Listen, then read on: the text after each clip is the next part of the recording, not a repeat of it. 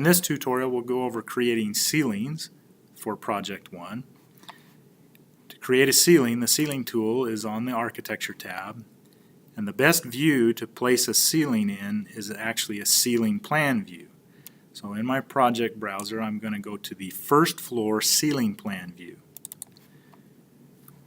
When I do that, remember a ceiling plan is as if we're on the floor and looking upward.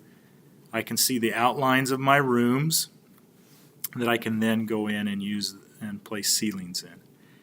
If I reference my handout, you'll see that the specification for ceiling is actually just a gyp wallboard ceiling that is duplicated from the gyp wallboard on furring. Here's the gyp wallboard on furring ceiling type. To create the other, I'm going to say Edit Type, Duplicate, and just change its name to GWB for gyp wallboard, and then go into the structure of it and try to delete the structure layer. If you remember from previous discussions, we always have to have one layer inside the core boundary.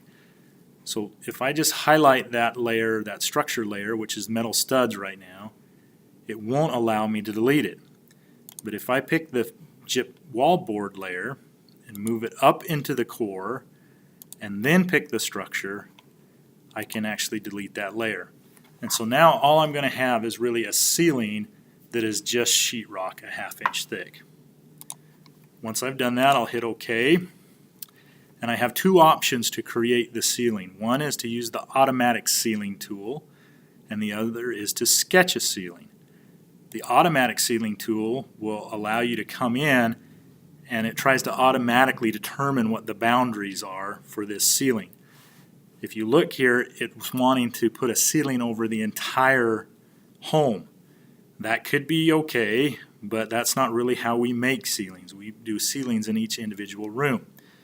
So it is a little easier sometimes to not do the automatic, but to actually sketch a ceiling. When we sketch a ceiling, it's a lot like sketching a floor, where we can come in and use the rectangle tool, and we can just sketch ceilings inside each of the rooms. Notice that I'm snapping from inside corner to inside corner on each of these. We may not take the time to do ceilings everywhere, but we'll do it in the major portions, bedrooms and closets. If you want to put a ceiling in this large area out here, you can always draw it with lines or use pick lines, which I can just come in and select boundaries of things here. You may get a message that says it's overlapping. That's okay, we just need to clean it up and trim it. We'll do that here in a minute. Here I get these edges here. Ceilings have to follow the same kind of rules as floors. So to clean things up, I'm just going to use my trim tool and trim things to a corner right here. And most of those little error messages that came up should fix themselves as we go and create those. So now we've got boundaries for all the ceilings in the main part of the house. If we hit our little green check mark here to finish it, we now get ceilings created. If I go look at my 3D view, I have ceilings placed throughout the entire home. That concludes creating ceilings for Project 1. I'm going to leave you to creating a ceiling in the garage area.